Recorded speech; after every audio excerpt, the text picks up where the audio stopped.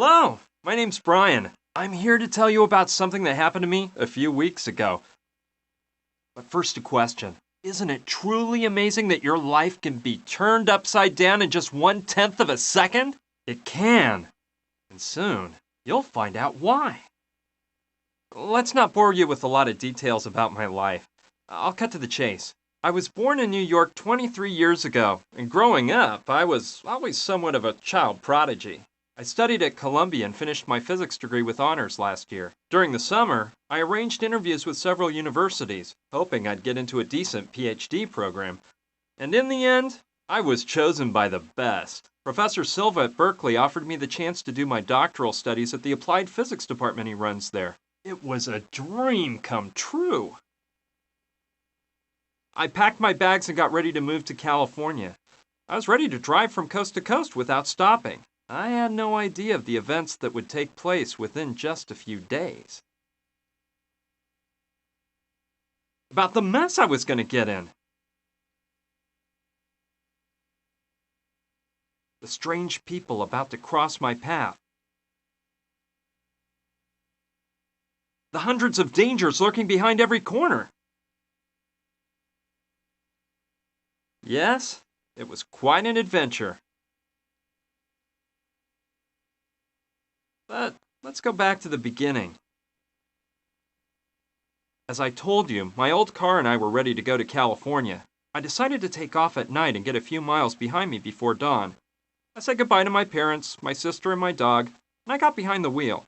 That's when I remembered I forgot to pick up a book I'd ordered at a bookshop downtown in Manhattan. Luckily, it was one of those bookstores that stays open 24/7, so I decided to grab the book on the way. I could have asked them to mail it to me once I got to California, but no, I decided to go into Manhattan and get it myself. That one detour changed my life forever.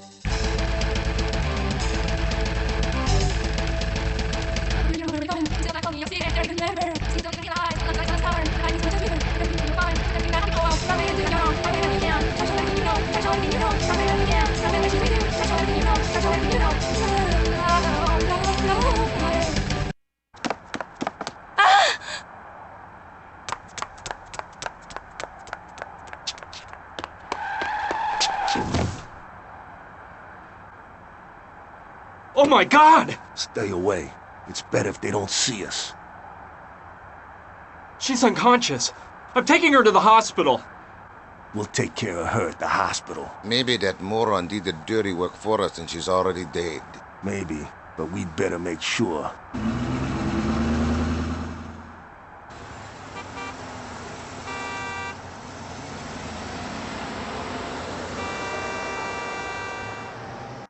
It did. I'm telling you. On the way to the bookshop, I hit that girl with my car. I was scared stiff. She suddenly ran out in front of me. There was no way I could stop. Luckily for both of us, she wasn't that badly hurt. They did a bunch of tests on her at the hospital and said she had no major injuries. She was just in shock. So they decided to keep her under observation for 24 hours. A nurse took her to a room and gave her some strong medicine that put her to sleep. By the way, I don't know if I mentioned it. The girl's name was Gina, and she was amazingly beautiful. The truth is, I had no reason to stick around, so I went to say goodbye to her and go on my way. Please, don't leave. They want to kill me. There, calm down. It's all over now. I hit you with my car, but you're fine. You're in a hospital recovering from... No, I'm telling you, they want me dead. I've got to get out of here. Who were they? Please, calm down and tell me why you think they want to murder you. Something awful happened tonight, and I witnessed the whole thing. Look, I'm a singer. I work at the Pink Iguana, a trendy place with live shows. This evening, when I finished my act, my dad was waiting for me. He works for a secret government agency. He told me he needed to tell me something. He said it was an emergency. Come a little closer. Gina, kiddo, I'm in danger. I've gotten into a really big mess, and I'm afraid you're not safe either. What's the matter, Daddy? Oh, you're frightening me. There's no time to explain. They're right behind me. I need you to keep this crucifix, and no matter what happens, don't let them find out you have it. You can't trust anybody, not even the police. But Daddy, please, tell me what's going on. They're here. Quick, grab the crucifix, and don't let them see you with me.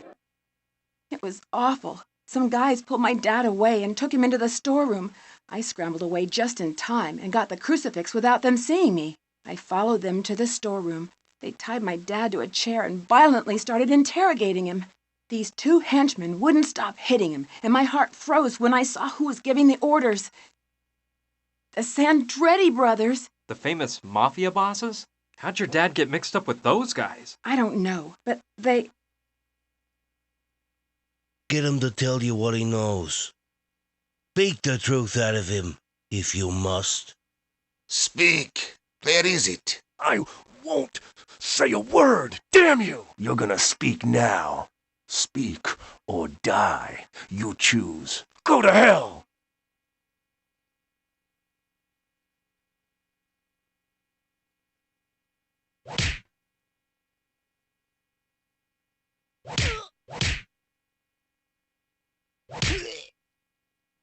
It seems our friend doesn't want to cooperate. What a shame. So, we got a tough boy on our hands. You're not easily convinced, huh? Boys, maybe you're being too soft on our little hero. Did you hear that? The boss says we're being softies. Hi-ya! What are you doing? Didn't you hear his neck crack? You killed him, man. Oh! Up there. You already know the rest of the story. I ran out through an alleyway, and when I crossed the street... Please, don't leave me. They'll kill me. Don't worry, just rest for now. Go to sleep. I won't leave you. She fell asleep. Those tranquilizers must have taken effect. What a story. I don't know what to think. The poor thing is probably in shock from the accident. I bet she dreamt all this. But what if it's true? What if her life really is in danger? I can't just leave her here and forget all about it. I'd never forgive myself if something happened to her. Okay, that's it. I'm not leaving this hospital until I'm sure Gina's completely out of danger. But how are you supposed to act in a situation like this? Yeah, I think I'd better do something to protect Gina in case those mafia murderers she says want to kill her show up.